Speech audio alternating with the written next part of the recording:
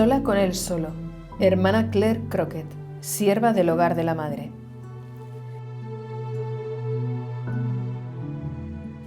Capítulo 2. Sobre la alfombra roja de Derry.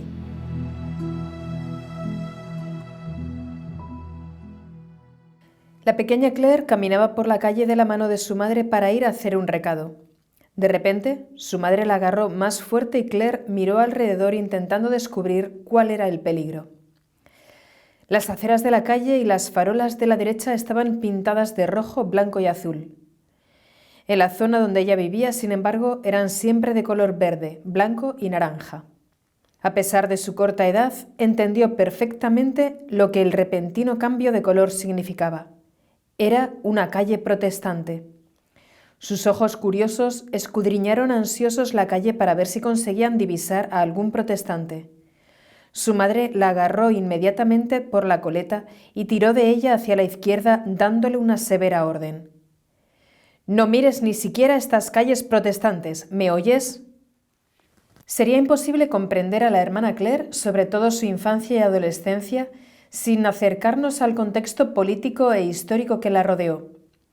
Aunque narrar la historia de Derry está fuera del alcance de este libro, tenemos que mencionar al menos los cimientos de la fundación de la ciudad y explicar los eventos que llevaron a la tensión sociopolítica reinante durante la infancia de la hermana Claire.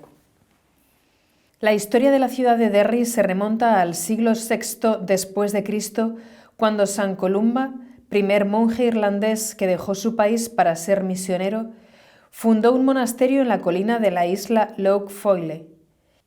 Dios bendijo de manera patente aquel lugar y, como dijo un sabio sacerdote de Derry, cuando Dios bendice un lugar, nunca retira su bendición. 14 siglos después, Claire Crockett fue bautizada en la iglesia de Long Tower, dedicada a San Columba y construida sobre el terreno del antiguo monasterio. La colina que subía todos los días para ir al colegio y en la que jugaba siendo niña era la misma que llevaba al monasterio de San Columba. La ciudad, fundada por un hombre de Dios y por tanto especialmente bendecida por Dios, estaba igualmente destinada a ser diana del enemigo, que siempre busca propagar la ambición, el odio y la hostilidad.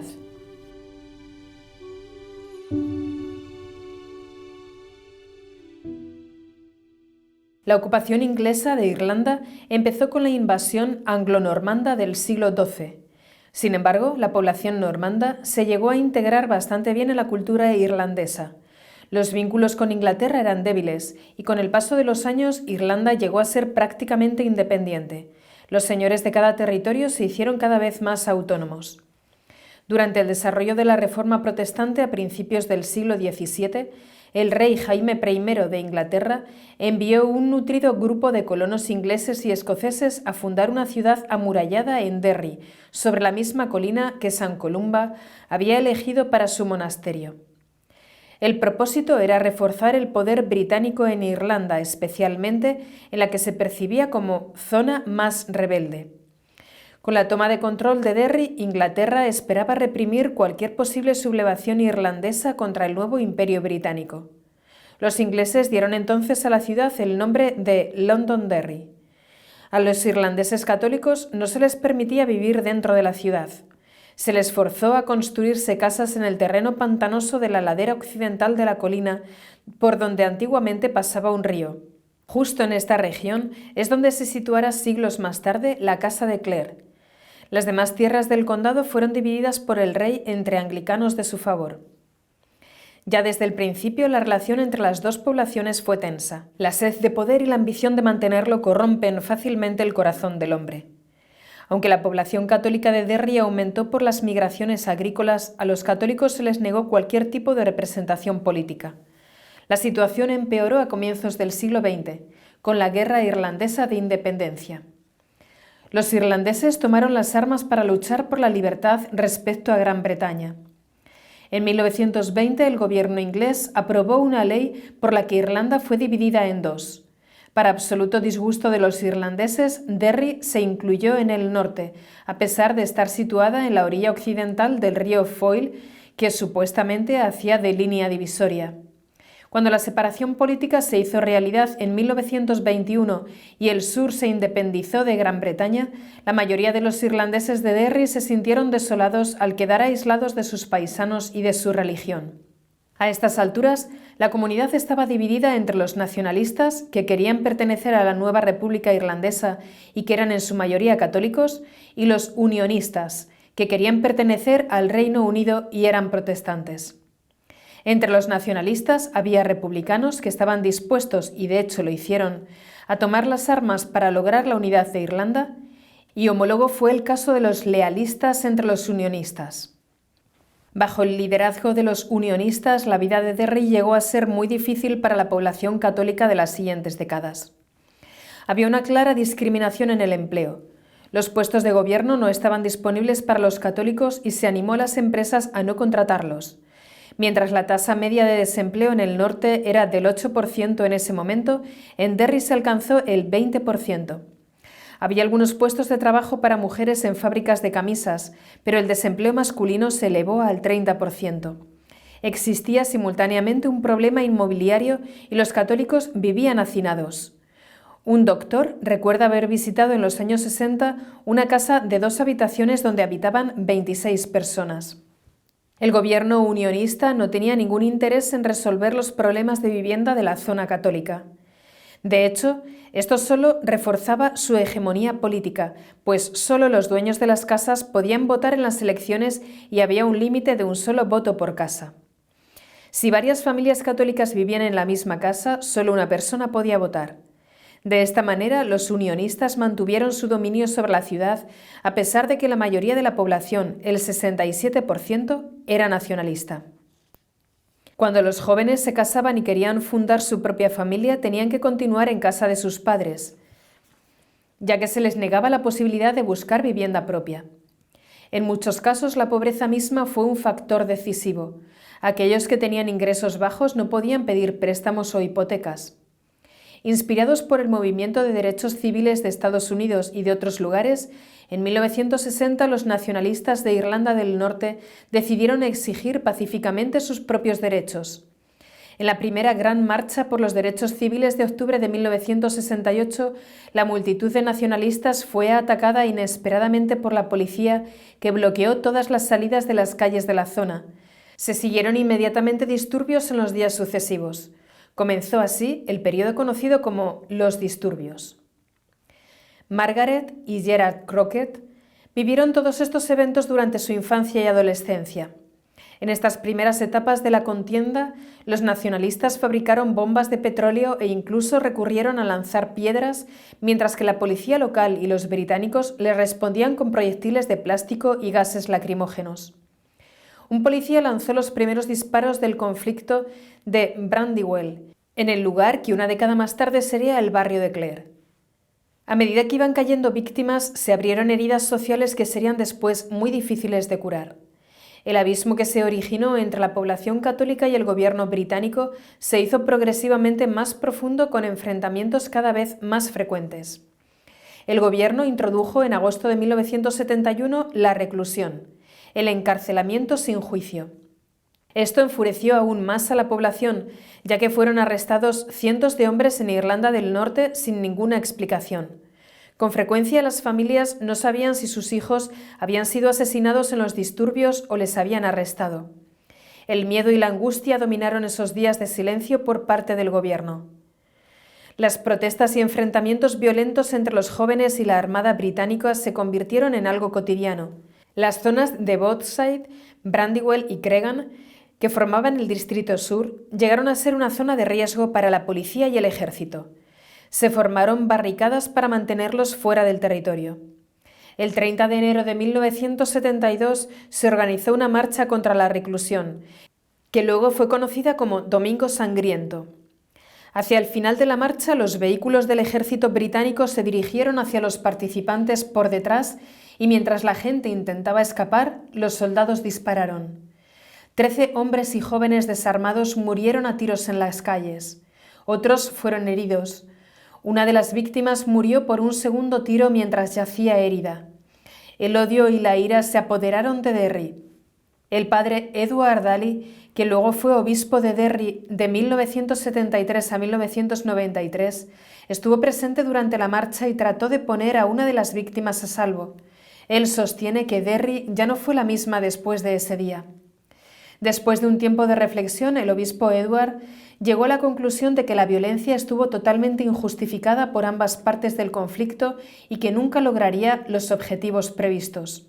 Sin embargo, admite que si hubiera sido joven y no sacerdote en ese momento, no sabe cómo habría reaccionado. Lo que habían presenciado era escandalosamente injustificado. El movimiento republicano y el IRA ganaron más reclutas que nunca. Había una gran enemistad por ambas partes y cada vez más jóvenes se unían a la fabricación de bombas y al diseño de tácticas de presión al gobierno británico. Las huelgas de hambre de 1980-1981 de los prisioneros republicanos dejaron un surco profundo en la población, ya que un gran número de familias tenían miembros en la prisión, incluida la de Claire, aunque en un momento posterior. Había gran obstinación en ambas partes de la lucha. La muerte de 10 jóvenes a causa de la huelga de hambre, hombres que habían reivindicado y a los que se les había negado el reconocimiento público, provocó una intensificación de las campañas paramilitares y el aumento de las divisiones ya existentes dentro de la comunidad. Todo esto ocurrió justo antes del nacimiento de Claire, en 1982. Los disturbios no llegaron a detenerse hasta el acuerdo del Viernes Santo de 1998, cuando Claire tenía 15 años, gracias a muchos favores políticos, pero sin dar de lado los religiosos. Gran parte de la comunidad, convencida de que la violencia no era la solución, intensificó sus oraciones y organizó marchas por la paz. La bendición del Señor estaba todavía sobre la ciudad y él, junto a San Columba, no iba a dejar al diablo la última palabra. Dios empezaría a entrar en la vida de Claire algo más tarde gracias a los líderes de uno de estos movimientos. Aunque los padres de Claire y sus hermanas se vieron más afectados que ella por los conflictos, tales acontecimientos, junto con el ambiente de odio y amargura que se respiraba, tuvieron necesariamente un profundo impacto en ella. El obispo Edward escribió que las tristes divisiones de la sociedad eran hereditarias y en algunos casos irracionales. Podemos ver parte de esta irracionalidad en la prohibición que Margaret hizo a su hija de mirar las calles protestantes, por ejemplo. Pero aunque a veces sea irracional, este tipo de reacción es el resultado de experiencias concretas vividas desde los dos lados de la población que luego se transmitieron a la generación más joven. Muchos estaban dispuestos a tomar las armas y a morir por su país si fuese necesario, y transmitieron estas convicciones a sus hijos. Años más tarde, siendo ya hermana, la hermana Claire describió cómo vivió esta situación. Por razones políticas hay una gran división en el norte entre protestantes y católicos. Cuando vivía en mi país, este conflicto y la discordia se podían palpar claramente. Siempre he vivido en una zona y en una familia predominantemente nacionalista. Luchábamos por una Irlanda libre, que consistía en una ruptura radical con Gran Bretaña. Quizás porque he venido de una familia y de un entorno tan radical y guerrero, yo siempre he sido una persona de todo o nada. Los disturbios callejeros y las bombas fueron muy frecuentes durante 1980. Aunque la violencia estaba empezando a disminuir un poco, al menos en comparación con los años 70, el miedo seguía reinando. Su madre recordaba su alegría cada vez que las niñas volvían a casa. Dábamos gracias a Dios cuando las teníamos en la puerta, porque quizás en otras familias los hijos no volverían. Puede que alguno lo considere un miedo exagerado. Sin embargo, las muertes accidentales y de niños inocentes no eran en absoluto una preocupación irracional para Margaret. Cuando ya tenía 10 años dispararon accidentalmente en la calle a una joven de 14 años llamada Annette McAvigan, con el uniforme del colegio, mientras se tomaba un helado. Cuando tenía 12, a pocas manzanas de su casa dispararon también accidentalmente a otra niña de la misma edad. Las dos eran estudiantes del colegio Santa Cecilia, a donde luego iría Claire. Era fácil quedar atrapado en los disturbios sin buscarlo. Claire y sus hermanas estaban bien entrenadas y sabían que tenían que tirarse al suelo cuando escuchasen disparos o una bomba. Había muchos secuestros y amenazas de bomba. La policía entraba frecuentemente en las casas del vecindario para inspeccionar sin dar ninguna explicación. Los jóvenes pasaban por la noche a recoger las botellas de cristal de la leche que las familias del barrio dejaban en la puerta para la producción de bombas de petróleo. Cuando la policía se dirigía hacia el barrio de Clare, con frecuencia recibía ataques con estas bombas. Quemaron un autobús cerca de su casa. De camino al colegio, cuando había momentos de tensión, la policía les paraba, porque eran católicas, para buscar explosivos en sus mochilas. Su amiga Danielle recuerda que los soldados las invitaban a mirar sus armas. Otro día recuerda estar jugando fuera y que unos hombres enmascarados pasaron delante de ellas y subieron a un edificio cercano. Todo esto era la ciudad de Derry que Claire conocía y amaba. A pesar de las dramáticas circunstancias, Claire, sus hermanas y sus amigas no se encogieron por el miedo y la sospecha. De hecho, aunque conocían muy bien el peligro real en que vivían, nunca tuvieron la impresión de ser niñas y jóvenes desfavorecidas. Desde muy pequeñas tenían permiso para salir a jugar a las calles en grupos e ir caminando al colegio. Sharon Doherty, una amiga de secundaria de la hermana Claire, recuerda: «Teníamos hogares felices y comunidades felices. No hubiéramos querido estar en otro lugar». Y Claire fue, sin duda, una chica alegre y feliz, llena de ambiciosos planes para el futuro. La gente de Derry tiene muchos dones artísticos y Claire no fue una excepción. Muy consciente de sus talentos, todas las semanas tenía una nueva idea o un proyecto para el futuro y sus padres solo ponían los ojos en blanco y se reían. Animada por los profesores del colegio, empezó a recitar poesía irlandesa en el festival tradicional irlandés conocido como Derry Face. También cantaba en un coro y hacía actuaciones en el colegio.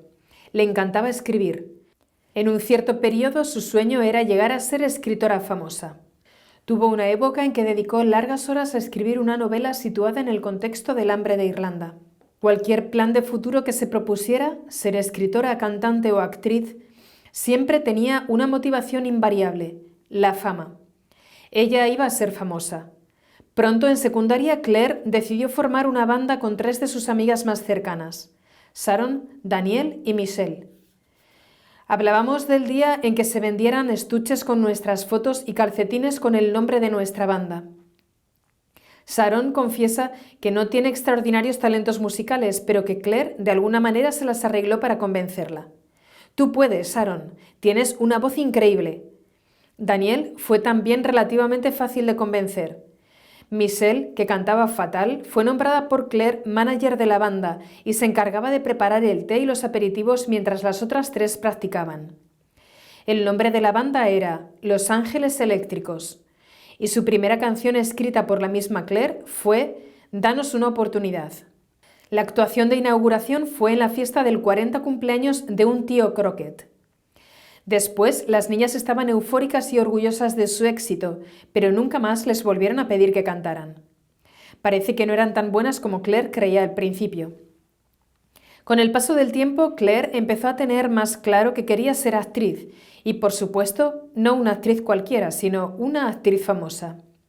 Le encantaba todo lo que tuviera que ver con el teatro: actuar, escribir, leer y dirigir. Su meta era Hollywood. Su carácter de radicalidad, todo o nada, se hizo patente aquí. O actriz famosa en Hollywood o nada de nada. Se mantuvo firme en su sueño y nadie se atrevió a intentar convencerla de lo contrario. Su hermana Shona recuerda entre risas: «Tenía que conseguir una chaqueta roja de cuero porque pensaba que iba a dar la fama solo el hecho de tener una chaqueta roja de cuero». Y la consiguió. De hecho, hay muchas fotografías de Claire con la chaqueta puesta, incluso en su primer viaje a España. La fama no era su única meta. Además, iba a ser millonaria. Su amiga Rachel la recuerda siempre diciendo: «Voy a llegar lejos y voy a llevaros a todos conmigo». Y mientras Sharon estudiaba, Claire se sentaba a su lado y le escribía cartas. «Cuando esté conduciendo mi Lamborghini con Brian Kennedy y tú estés colocando estanterías en el supermercado del barrio, diré: Brian, para el coche, que Sharon está ahí dentro, no tiene dinero para alimentar a sus hijos. Su madre sigue fregando suelos, tiene que alimentar a 5. Y entraré y te daré un billete de 5 libras. Ahí podemos observar la jocosidad y sentido del humor, pero se ve también el futuro que vislumbraba para sus amigas y compañeras de clase. Sharon quería ir más allá de este destino, pero Claire no encontraba la necesidad de dedicar más tiempo a la escuela. Estaba tan segura de que iba a ser famosa. Una actriz famosa no necesita todos esos conocimientos. En secundaria se aprovechaba de su inteligencia natural y de su creatividad para escribir una redacción de 15 minutos justo antes de la clase y sacar una buena nota. En el Instituto Santa Cecilia, donde cursó la secundaria, se ofrecía teatro como clase optativa. Ella se apuntó enseguida. Pronto el teatro y el inglés se convirtieron en sus asignaturas favoritas, eligiéndolas para el examen de calificación nacional que se hace a los 16 años. El plan de estudios en teatro era de un 70% de teoría y un 30% de práctica, y había mucho espacio para la creatividad en la clase. La profesora Greta McTague todavía recuerda el carisma, la simpatía, la creatividad de Claire, su talento innato y su sentido del ritmo de la comedia. Claire tenía una chispa especial y una gran capacidad para la picardía. Greta la describe como algo traviesa y con una gran capacidad de diversión. A Claire siempre le había gustado imitar diferentes voces y acentos, y ahora había encontrado a una profesora que secundaba todas sus ingeniosas ocurrencias. Claire era extravagante, le encantaba hacer una actuación llamativa y colorida, pero nunca inapropiada. Su elección del momento era siempre perfecta. Greta disfrutaba de su presencia y de su participación en clase. Claire, por su parte, admiraba mucho a su profesora, la señorita McTague. Algunas de sus amigas dicen que Claire llegó incluso a hacer un ídolo de ella. Alrededor de los 14 años, Claire vio un anuncio en el periódico local que decía algo así: ¿sueñas con aparecer en la gran pantalla? Este curso es tu oportunidad de ganar experiencia y recibir consejos para trabajar en la industria de la televisión y el cine. Enseguida se apuntó a este taller de actores. Una parte importante del programa era aumentar la autoestima de los estudiantes.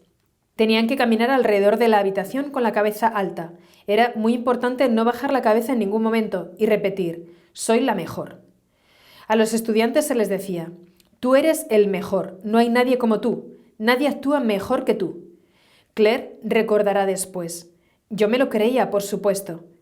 Le habían hecho creer que era la mejor en todos los sentidos: talento, posibilidades de futuro, imagen, belleza, etc. Claire ya no era la misma al volver a casa después de esas clases. Exigía que toda la familia se sentara en el sofá y la mirase, mientras ella les demostraba todo lo que había aprendido. Sin embargo, tanta era la insistencia en que era la mejor, contando con su seguridad natural, que muy pronto llegó a convencerse de que no necesitaba las lecciones porque ya sabía todo lo que estaban enseñando. Después del curso, la invitaron a formar parte de una agencia de interpretación. En esta agencia siguió recibiendo formación y tenía un manager que la llamaba cuando había una audición o un casting para una película o un programa de televisión.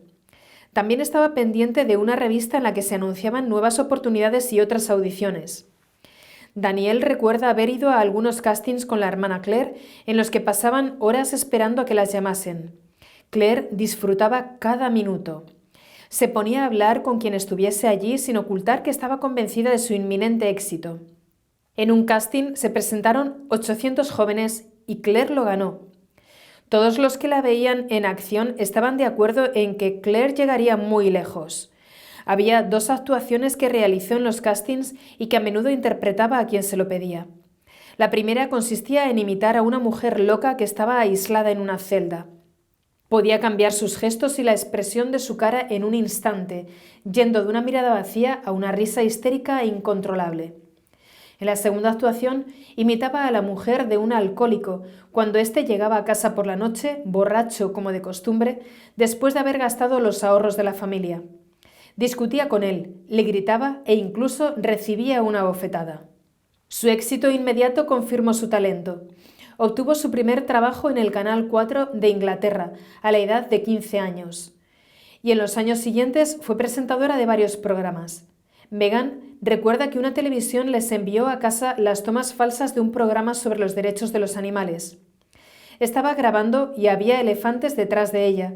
Mientras grababa, uno de los elefantes se acercó y le dio un golpe con la trompa y tuvieron que parar. A todos les parecía divertidísimo, por supuesto. A pesar de la insistente negativa de Claire, ellos lo ponían una y otra vez y se lo enseñaban a sus amigos y familiares. El Canal 4 conserva en sus archivos uno de los programas que hizo Claire durante ese tiempo, titulado El momento de mi vida. En este programa, a sus 16 años, Claire entrevistaba a adultos en un intento de entender las circunstancias en las que habían crecido y los ambientes que les rodeaban. Después de preguntar a Seigla Hughes, una artista del teatro de Belfast, sobre su infancia y juventud, Claire también respondió a algunas de las preguntas de Seigla sobre su propia vida. En cuanto a lo que le gustaría hacer después de la escuela, Claire afirmó: «Me gustaría actuar. Es un trabajo duro, porque hay muchos actores y actrices que quieren hacerlo a lo grande. Todo el mundo tiene este tipo de sueño, pero creo que si lo mantienes el tiempo suficiente y estás verdaderamente convencido y tienes confianza, entonces tendrás éxito». No hay ninguna duda de que ella tenía la determinación, la confianza y el talento para alcanzar el éxito. De hecho, ya se estaba haciendo realidad. El sueño estaba finalmente en un horizonte cercano. Pero, ¿era feliz?